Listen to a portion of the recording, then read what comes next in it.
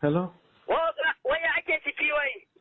Za su kawo kuɗi ko yaran ka ko akwai kuɗi ko babu yau mu samu na kashewa. Na ce ina tara abin da ya samu, na ce abin da ya samu a hannu. Kutumar ubanka miliyan 50 muke so don kutumar ubanka miliyan 50 babu miliyan 50 waɗannan yaran ka duka sai mun kashe. Kai? Ayi hakuri. Na tsara ma yanzu don ubanka miliyan 50 muna so yau ina don ubanka in suka wuce yau akwai matsala.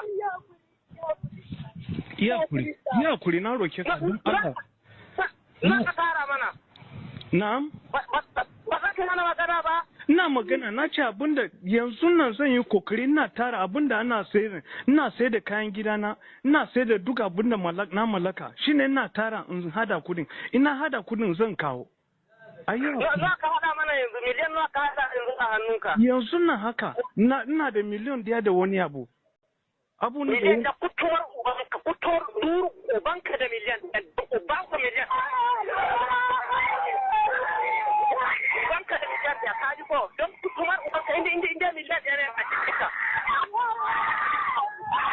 Kaji ko. Ayyo. Ubanka da na kawo don ubanka ka fada da kanka. Na ce ayyo yanzu na haka abun da ina da shi kenan kana da ja kenan miliyan 50 muke so kai magana da daji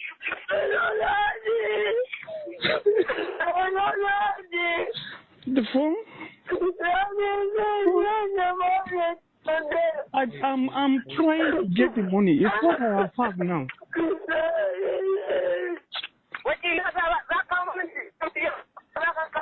Yanzu nan haka ba ni da miliyon kudin nan da ka kira ba ni da wannan